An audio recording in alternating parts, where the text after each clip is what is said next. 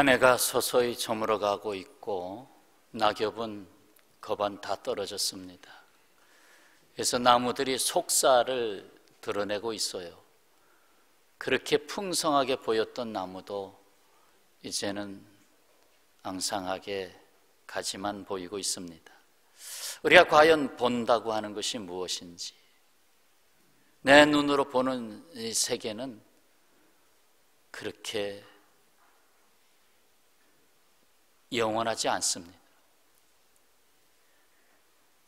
모 인생가가 마음에 와 닿아서 그 가사를 옮겨봤어요. 인생가가 여러 가지가 있더라고요. 그 중에 이러한 인생가 한번 들어보시죠. 3살까지 품에 안겨 엄마 젖을 먹고 사랑을 받았었다. 13살의 사춘기에 친구 좋아하고 세상을 배웠었다. 23세 님을 알고 첫사랑을 하고 내 짝을 찾았었다. 33세 아이를 낳고 가족 사랑 위해 내 인생 다 걸었다. 43세 자식 위에 뒷바라지하며 청춘을 다 바쳤다. 53세 자손에게 행복으로 가는 인생 보여줬다. 73세 쉴만 하니 내 몸 아픈 줄을 모르고 살았었다.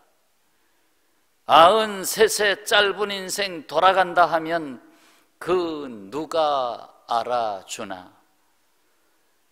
113세 묘비 하나 세워준다 해도 그 무슨 소용 있나 하는 인생가이네요. 혹 누가 110살을 넘길까 하여 113까지 담은 것 같습니다. 그러나 그것도 다 금방 지나가는 인생. 사도 요한일서 2장 17절에서 이렇게 말합니다. 이 세상도 그 정욕도 지나가되 오직 하나님의 뜻을 행하는 이는 영원히 거하느니라. 그가 우리에게 약속하신 약속이 이것이니 곧 영원한 생명이로다. 영원한 생명이로다. 이 세상 그 정욕도 다 지나간다. 나이가 자꾸 들어가니까 지나가는 걸 알겠어요. 그런데 우리는 영원한 생명을 가진 존재로 살고 있다는 거예요. 그런데 그것을 잊고 살아가고 있다는 겁니다. 그래서 오늘 우리가 알아야 할 몇 가지 사실을 듣고자 합니다. 첫 번째 사실, 영원한 것은 오직 영원함에서 나올 수 있다는 겁니다. 하나님은 영원하십니다. 그러므로 우리에게 영원한 약속을 선포하셨어요. 하나님이 첫 무지개를 하늘에 띄우신 날이 있습니다. 올해도 무지개 몇 번 보셨나요? 첫 무지개가 창세기 9장 16절에 나오는데, 무지개가 구름 사이에 있으리니 내가 보고 나 하나님과 모든 육체를 가진 땅의 모든 생물 사이에 영원한 언약을 기억하리라. 무지개가 뜨거들랑 영원한 하나님의 언약을 기억해라. 다윗의 시편 33편 11절에는 이렇게 말씀하고 있습니다. 여호와의 계획은 영원히 서고 그의 생각은 대대에 이르리로다. 다윗이 믿은 하나님, 영원하신 하나님의 계획을 믿었어요. 믿음의 조상 아브라함으로 거슬러 올라가 보지요. 그랄 왕, 블레셋 지역의 그랄 왕 아비멜렉과 언약을 하고 평안을 찾고 있을 때 아브라함이 하나님 앞에 무엇이라고 불렀는가? 성경은 이렇게 기록하고 있습니다. 창세기 21장 33절에 아브라함은 부엘세바에 에셀 나무를 심고 거기서 영원하신 여호와의 이름을 불렀다. 영원하신 여호와의 이름을 불렀다. 우리가 여호와 하나님을 부를 때 영원하신이라고 하는 단어를 붙일 때가 언제입니까? 내 인생 살아가면서 영원하신 하나님하고 붙여 기도할 때가 언제였습니까? 모세가 고난받는 이스라엘 백성을 구원하기 위하여 애굽으로 들어갈 때에 그들이 하나님의 이름이 무엇이냐고 하면 내가 무엇이라고 대답하리까 하나님 앞에 물었을 때 하나님은 모세에게 대답하십니다. 스스로 있는 자가 나를 너희에게 보내셨다고 해라. 스스로 있는 자가 보내셨다고 해라. 그러면서 이어서 말씀하신 게 있어요. 이는 나의 영원한 이름이다. 나의 영원한 이름이다. 그렇습니다. 하나님의 형상을 따라 지음받은 인간은 하나님의 영원함에서 나왔습니다. 그 사실, 첫 번째 사실을 믿고 들어가야 됩니다. 오직 인생만이 하나님의 영원성을 받았어요. 짐승은 그렇지 않습니다. 오직 하나님의 형상을 입은 인간만이 영원성을 받았어요. 한번 따라서 하시죠. 나는 영원한 존재로 지음받았다. 네, 영원한 존재. 자, 두 번째 사실. 영원한 것은 그럼 어디에 담아야 되느냐? 영원한 것은 속사람에 담을 수 있습니다. 겉사람에 담을 수 없다는 얘기입니다. 겉사람? 어떻게 이해를 해야 할까요? 이 겉사람에 상당히 들어가는 게 많습니다. 먹여줘야죠. 입혀줘야죠.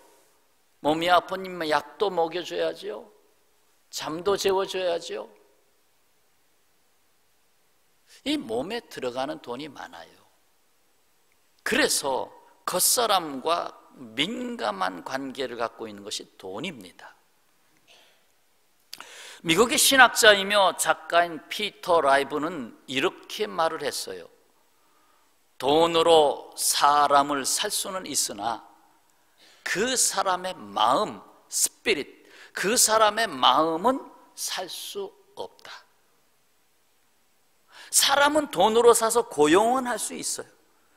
그러나 그 사람의 마음까지 내가 돈으로 살 수는 없어요. 또 말하기를 돈으로 호화로운 집을 살 수는 있어도 행복한 가정은 살 수 없다. 하우스는 돈으로 살 수 있어도 홈, 따뜻한 스위트 홈은 돈으로 살 수 없다. 돈으로 최고 좋은 침대는 살 수 있어도 최상의 달콤한 잠은 돈으로 살 수 없다. 돈으로 시계는 똑딱똑딱, 그 비싼 시계는 돈으로 살 수 있어도 흐르는 시간, 타임은 돈으로 살 수 없다. 돈으로 피, 생명이 피에 있죠? 피는 돈으로 살 수 있어도 영원한 생명은 돈으로 살 수 없다. 생각해 보세요. 눈에 보이는 값비싼 보석을 내가 들고 있습니다. 이걸 누구인가 드렸어요. 내주었어요. 자, 그러면 이 보석이 큰 겁니까? 아니면 이 보석을 내어준 보이지 않는 내면의 마음이 큰 겁니까? 이 보석의 가치가 큰 겁니까? 이 보석을 내어준 마음의 가치가 큰 겁니까? 이 사실을 알면서도 하나님의 영원함을 담으신 영혼의 세계, 마음의 정원을 가꾸지 않는다면 큰 모순이고 엄청난 손해가 아닐 수가 없습니다. 평생을 살아가면서 영혼을 가꾸고 있는가? 마음의 정원을 가꾸고 있는가? 내 속사람을 가꾸고 있는가? 아니면 겉사람에 엄청난 돈이 들어가고 있는가? 어때요? 겉사람을 위해서 보약값 많이 들어가지요. 근데 1년에 책 한 권도 사보지 않는 분들이 계셔.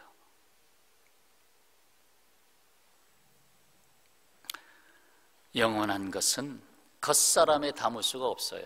겉사람은 썩어지고 낡아지고 언젠간 흙으로 돌아가야 돼요. 속사람의 영원함이 담깁니다. 그래서 영혼에다가 영원성을 넣었어요. 세 번째 사실, 영원한 것은 보이지 않는 것에 담을 수 있습니다. 보이는 것에 영원한 걸 담지 못합니다. 보이는 모든 것은 다 낡아지고 언젠간 교체해야 됩니다. 김치 냉장고도 한 20년 쓰면 교체해야 됩니다. 우리 집사람이 웃어요. 바꿀 때가 됐다고. 예. 그런데 보이지 않는 것은 영원해요. 그 김치의 맛은, 그 맛이라고 하는 속성을 보이지 않는 것이라고 본다면 사실 그게 영원성이 있는 거지. 그런데 사람들은 보이는 것에 사로잡혀서 보이지 않는 것을 놓치고 산다는 겁니다. 바로 18절 말씀이에요. 우리가 주목하는 것은 보이는 것이 아니요 보이지 않는 것이니. 우리가 정말 봐야 될 거는 보이는 게 아니다. 보이지 않는 것을 봐야 된다. 역설적이죠. 어떻게 보이지 않는 걸 볼 수 있어요? 보이는 것은 잠깐이요 보이지 않는 것은 영원함이라. 사실 우리가 육적인 안목으로 보는 거리는 짧습니다. 눈이 좋은 사람은 한 200m 앞에 오는 사람, 저 사람 홍길동이다 알아보실까요? 조금 눈이 그러대로 괜찮은 사람은 한 100m? 그런데 눈이 좀 안경을 오래 쓰신 분들 한 50m 정도 가까이 오면 저거 아무개인데? 아마 분간이 될 거예요. 사실 저도 안경을 벗으면 정말 못 봅니다. 초등학교 3학년인가 4학년 때부터 안경을 썼으니까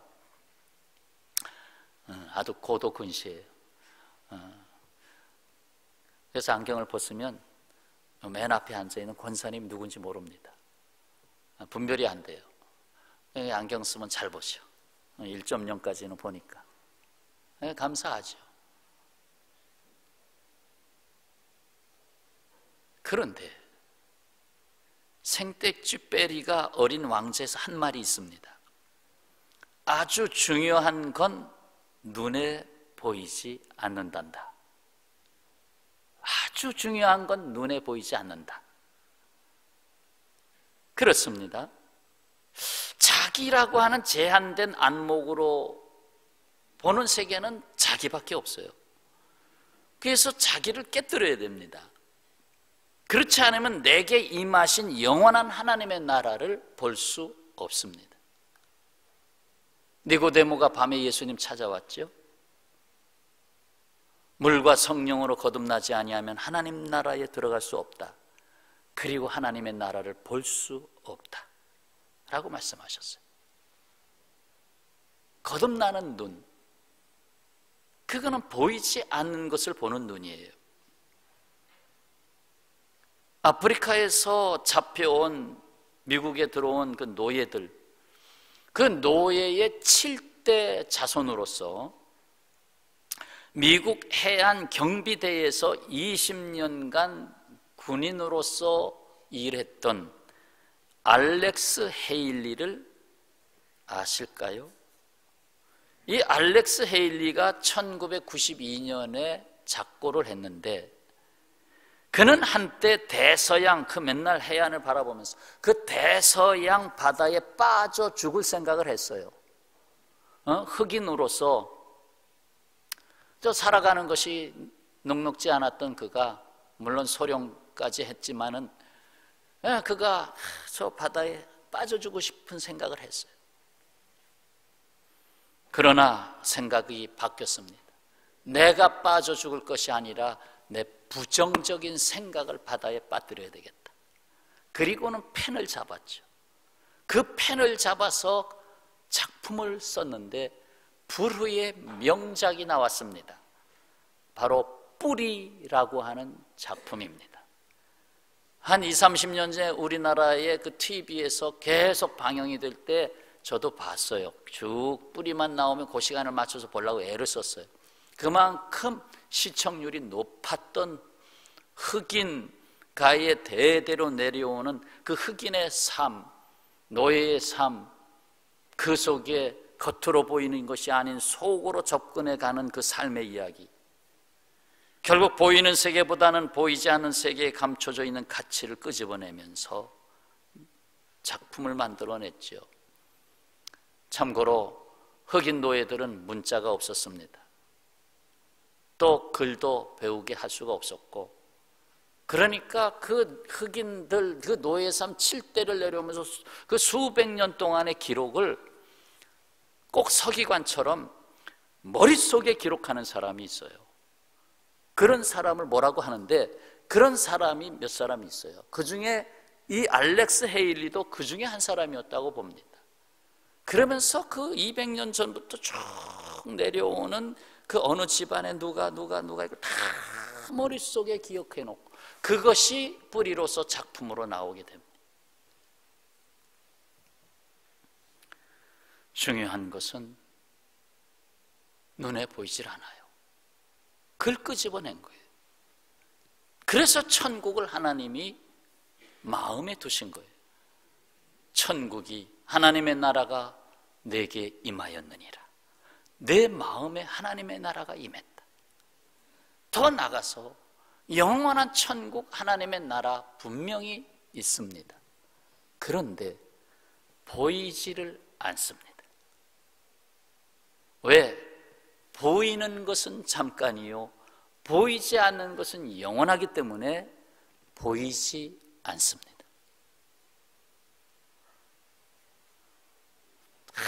아버지 하나님 일평생 한 번만 천국 보여주세요. 그러면 내가 정말 잘 믿겠습니다. 보여줬어요. 보여준 다음에 자기가 본 것이 우상이 되어버렸어요. 여러분, 예수님 어떻게 생기셨어요? 그거 누가 그림을 그려서 예수님은 그렇게 생긴 줄 알아? 아니에요. 그렇게 생기질 않았어요. 나중에 천국 가봐야 알아요. 한 번 눈에 봐버리면 거기에 고착화가 돼버려요. 그래서 천국이 부동적인 것이 돼버리고 말아요. 그래서 보여주질 않았어요. 요한계시록의 천국도 상징적인 거예요. 보이지 않는 가치가 있기 때문에. 그런데 이 세상은 전부 보이는 것에 사로잡혀 있어요. 거기에 일평생을 다 걸고 살아요. 다 그렇게 사니까 다 쫓아갈 수밖에 없어요. 보다 큰 집, 보다 큰 차, 보다 비싼 거, 자꾸 그렇게 갈 수밖에 없어요. 근데 그게 제대로 가는 건, 영원한 것은 보이는 것에 담을 수가 없다. 네 번째 사실, 영원한 것을 이루기 위해서 잠시 받는 환난을 지나야 합니다. 고난의 필요성. 고난이 없으면 좋을까요? 그런데 사실 고난은 다른 각도로 표현하면 여러 가지 단어도 있어요. 스트레스도 하나의 고난일 수도 있어요. 뭐 정신적인 충격, 좀 심하게 가면 전쟁, 뭐 재난, 수없이 많죠. 뭐 질고들. 그런데 그것이 영원한 것을 이루기 위해서 필요하다는 거예요. 그렇지 않으면 여기가 좋사오니 하고 영원한 것을 놓치게 되기 때문에. 자, 17절 말씀, 우리가 잠시 받는 환난에 경한 것이 지극히 크고 영원한 영광에 중한 것을 우리에게 이루게 함이니. 하나님이 친히 이 일을 하셨어요. 바로 십자가에 달리신 하나님, 예수 그리스도. 십자가에 달리신 하나님. 여기서 조금 정리하고 갈 게 있습니다. 하나님의 영원하심 속에 우리가 구원받은 것은 잠시 받은 구원이 아니에요. 그렇기 때문에 우리의 구원은 영원성 속에 있어요. 그래서 영원한 예정 안에 있습니다. 그래서 예정론은 영원하심 안에 있는데, 칼빈의 예정론, 조금 현대적으로 내려오면 칼바르트의 예정론, 이런 것들로 정리를 하게 되는데, 조금 간단하게 한번 들어보세요. 하나님의 영원한 예정은 예수 그리스도의 십자가 사건에 초점을 두고 있습니다. 하나님의 모든 예정은 십자가 안에서 성취됩니다. 하나님은 다른 인간들을 버리지 않으셨어요. 오히려 버려진 존재가 있는데 하나님 자신입니다. 내가 대신 버려진다. 그게 십자가입니다. 십자가에서 완전히 버림을 당하셨습니다. 그 버리심을 당하시고 대신에 하나님은 그 십자가 안에서 인간의 영원한 선택을 이루셨어요. 그래서 그 관계 속에는 하나님의 사랑, 하나님의 은총, 하나님의 선택이 다 그 안에 있는데, 이에 대한 인간의 응답을 뭐라고 일컫느냐? 이에 대한 응답을 믿음이라고 합니다. 네가 나를 믿느냐? 묻습니다. 믿습니까? 이 믿음이라고 하는 것으로 이것을 응답하게 되는데, 그러므로 그리스도 안에서 믿음으로 응답한 자가 선택된 자가 되는 것이고 예정된 자가 되는 것입니다. 믿음이란 이러한 하나님의 은총을 받아들이고 그 은총에 감사하고 겸손히 순종하는 것을 말합니다. 바울은 이 놀라운 사실을 에베소서 1장 4절부터 6절까지 잘 전해주었어요. 자, 말씀이 떴습니다. 한번 보시죠. 에베소서 1장 4절. 곧 창세 전에, 언제? 창세 전에, 이 세상이 있기도 전에, 내가 태어나기도 전에 그리스도 안에서 우리를 단수로 바꿔봅시다. 나를 택하사. 창세 전에 나를 택하사. 그래서 영원한 예정이 되는 거예요. 영원한 예정. 택하사. 우리로 사랑 안에서, 그 예정은 사랑이라는 성격 안에서 되는 거예요. 사랑 안에서 그 앞에서 거룩하고 흠이 없게 하시려고 그 기쁘신 뜻대로 하나님의 목적에 의해서 우리를 예정하사 예수 그리스도로 말미암아 자기 아들들이 되게 하셨으니, 이는 그가 사랑하시는 자 안에서 우리에게 거저 주시는 바, 곧 뭐예요? 은혜죠. 그의 은혜의 영광을 찬송하려는 것이라. 아주 사도 바울이 표현한 예정에 대해서 가장 집약적으로 잘 표현된 것입니다. 참으로 놀랍습니다.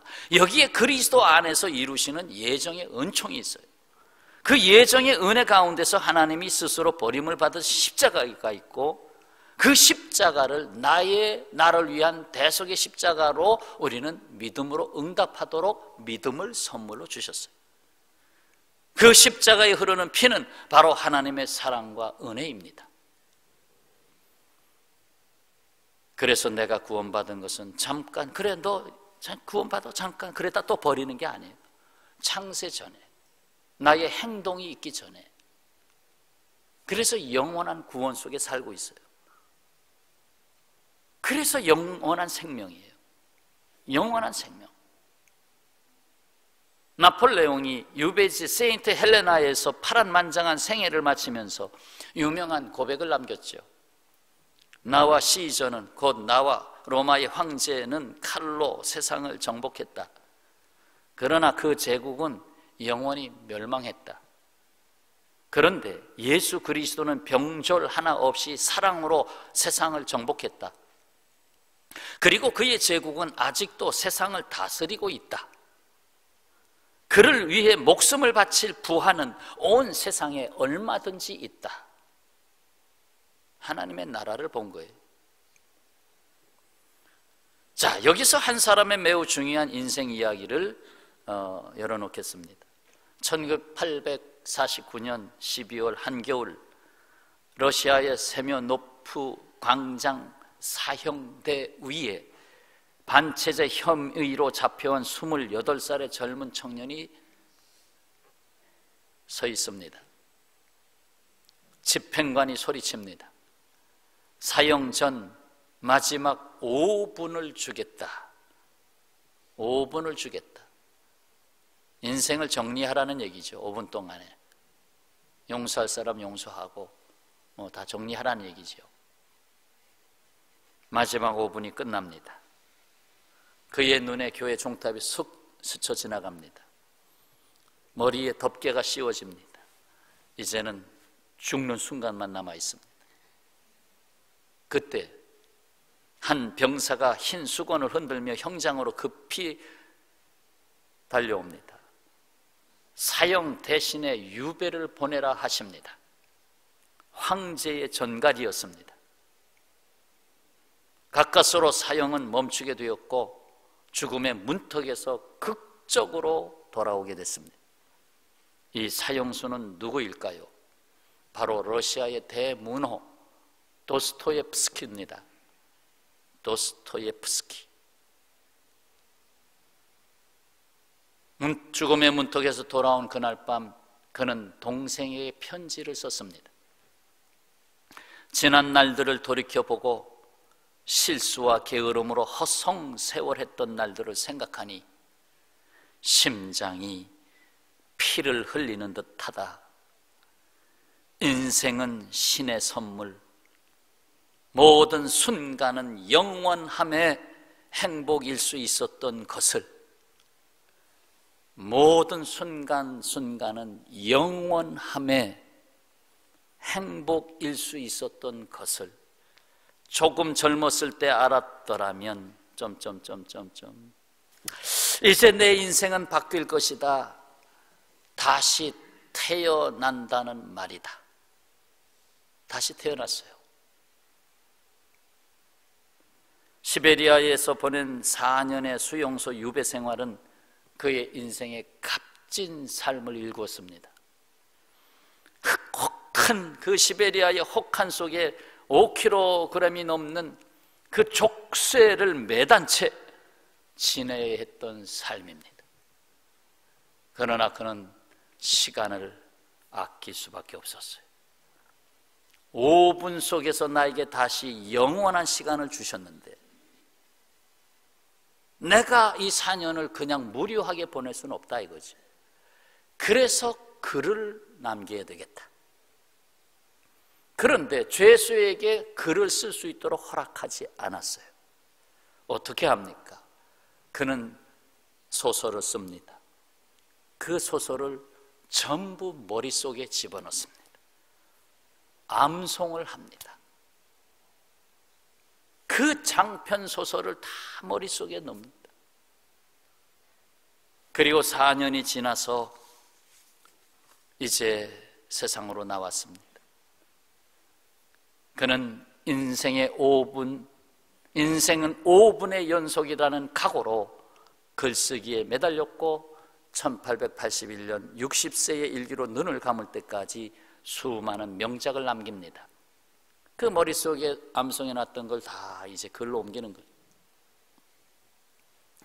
여러분이 잘 아는 죄와 벌, 영원한 만남, 악령, 그리고 미완성의 작품 사랑을 이야기한 까라마조프의 형제들 등등, 톨스토이보다 세익스피어보다 더 위에 놓는 대문호 도스토옙스키가 만들어진 것입니다. 그가 남긴 말을 인용하겠습니다. 여기서 그의 영원한 신앙을 보게 됩니다. 만일 누군가 내 앞에서 그리스도가 진리가 아니라는 것을 증명한다면 나는 진리를 버리고 그리스도의 편에 서겠다. 상당히 역설적인 표현을 썼어요. 누가 그리스도에 대해서 진리다라고 말을 했어요. 그가 그 진리를 버리게 되면 나는 그리스도를 택하겠다. 그러니까 당신이 생각한 진리가 잘못 생각했다. 나는 그리스도를 제대로 본다는 얘기죠. 또 그가 남긴 말은 끝없이 가야 할 사랑을 노래했습니다. 온 인류를 사랑하는 것은 쉬운 일이다. 쉽죠. 저 이 세상 사람들 다 사랑합니다. 저 우리나라 사람들 사랑합니다. 저 아프리카에 있는 사람들 저 기도하고 있고 사랑합니다. 다 쉽게 할 수 있어요. 그가 말합니다. 그러나 내 곁에 이웃 한 사람을 사랑하는 것은 너무나 어려운 일이다.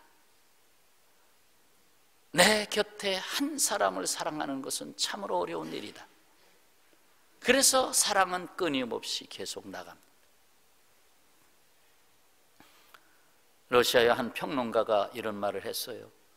만약 찰스 다윈이 도스토예프스키가 본 것을 인생에서 보았다면 그는 종의 기원, 곧 진화론을 다룬 책이죠.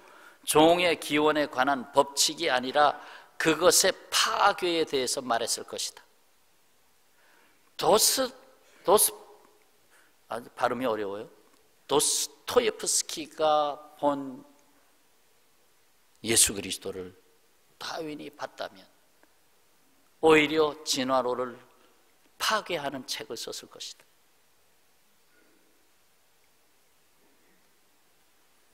여러분, 영원한 존재로 거듭난 우리는 영원하신 하나님과 동행해야 합니다. 몽테뉴가 이런 말을 했어요. 누가 당신에게 돈을 구워 달라고 하면 당신은 주저할 것이다. 돈 좀 빌려주세요. 내가 이 돈 빌려주면 저 사람이 갚을 수 있을까? 아유, 이거 빌려줘야 되나? 주저할 것이다. 그런데 어디로 놀러 가자고 한다면 당신은 쾌히 응할 것이다. 사람은 돈보다 시간을 빌려주는 것을 쉽게 생각한다. 만일 사람들이 돈을 아끼듯이 시간을 아낄 줄 알면 그 사람은 남을 위해 보다 큰 일을 하며 크게 성공할 것이다.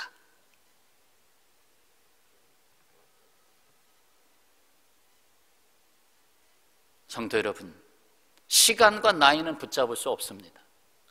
가만히 있어도 갑니다.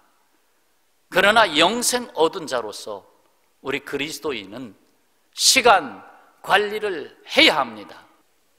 우리는 내가 영원한 존재임을 알아야 됩니다. 그래서 시간을, 그 영원함의 속에서 시간을, 순간의 시간을 주셨는데 그 시간의 영원한 가치를 알고 살아야 됩니다. 아이, 그냥 뭐 될 대로 되지 뭐. 아이, 뭐 이런 대로 또 하니 저런 대로 또 하니 될 대로 되지 뭐. 이렇게 인생을 던져놓지 마세요. 도스토예프스키가 새로 깨어나서 5분 안에 있는 영원한 시간을 알았듯이 그렇게 살아야 돼요. 그래서 저는 뭐 습관을 고치라고 할 수밖에 없어요.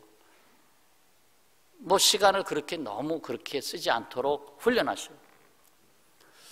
자, 몇 가지만 제안할게요. 그러면 또 여기 이것을 좋아라고 하시는 분들이 아이, 너 목사님 너무 고리타분하게 너무 그렇게 하지 마세요 그럴지 모르지만 저는 그래도 말하고 싶어요. 게임 하지 마십시오. PC 게임 하지 마세요. 시간이 아깝습니다. 게임 만드시는 분들 또 배고프라는 소리 아니냐고 그럴 텐데 양해하시고 그분들은 다른 직종을 옮겨가시고 게임 산업에 많은 돈이 물론 들어오겠지만 게임은 아깝습니다. 거기서 그렇게 크게 도움을 주는 게 아닙니다. 주로 게임은 빵빵빵빵빵빵빵빵빵빵빵 그저 죽이는 거예요. 어떻게 하면 내가 정복하느냐. 그게 게임이에요. 그걸 왜 그렇게 거기다 시간을 버립니까? 영적으로 다 망가지고 중독돼 버리고. 게임하지 마세요. 그 다음에 드라마 너무 많이 드라마대로 다 돌려서 예약 요거 예약 착착착 24시간 드라마 안 돼요. 시간을 아끼십시오. 드라마 한 편 정도 보시면 좋을 것 같고, 정 못하겠다 하면 2편만 보세요.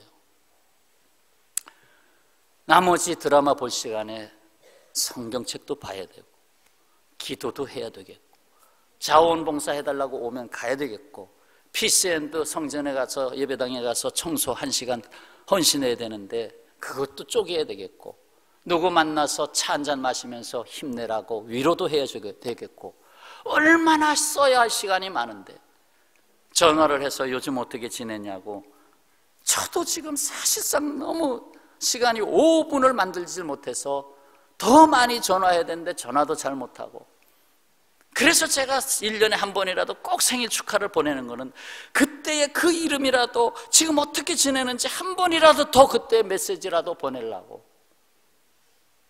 시간 낭비하지 마십시오. 영원한 존재입니다. 예수님 안 믿는 사람 뭐 이런대로짜리 이 세상 한번 살다 죽으면 끝, 마음대로 즐기다 이왕이면 이 세상 이 여자 저 여자 만나면서 이렇게 살지 뭐. 그러나 예수 믿는 사람은 영원한 생명을 받았어요. 다음 시간에 이어질 말씀이지만 우리는 이미 하나님 나라 천국을 받았어요. 자, 영원한 시간을 깨우는 방법이 있어요. 잠깐의 고난이 있어요. 영원을 생각하면 잠깐의 고난이에요. 30년의 고난도 영원을 생각하면 잠깐의 고난이에요. 뿐만 아니라 시간의 11조를 주님과 교제하는 시간으로 구별해 보세요. 시간의 11조, 24시간의 11조는 2시간 정도, 하루에 2시간 정도를 주님과 교제할 수 있겠는가? 성경책을 보고 기도하고 성경 쓰기도 해보고, 어떤 분 교회 홈페이지에 성경 쓰기를 하는데 저는 처음에 복사해서 넣는 줄 알았어. 얼마나 성경하고 똑같이 해서 물어봤어요. 목사님, 제가 성경 그대로 쓰기를 하느냐고, 이왕이면 성경 그대로 쓰기를 하냐고, 동그라미도 만들어서 넣고 또 강조하는 거 뭐 전부 성경책 그대로를 제가 쓰고 있습니다. 그거 복사하는 거 아닙니다.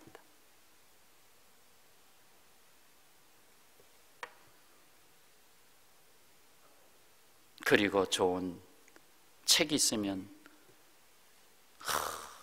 겉사람을 위해서는 수십만 원을 쓰는데 속사람을 위해서는 책 한 권 10,000원, 20,000원 안 써요.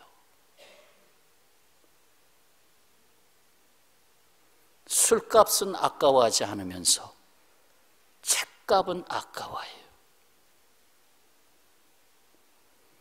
시간의 11조를, 나의 영혼을 깨우고 마음의 정원을 가꾸는 시간의 11조를 쪼개보세요. 누구는, 저도 하려다 못했어요. 하루 잠자기 전에 5가지 감사를 하고 잠들겠다. 이 감사의 일기장을 매일 쓰고 잠들어야 되겠다. 이런 것도 시간의 11조를 들으면서 나의 영혼을 가꾸는 시간 아니에요.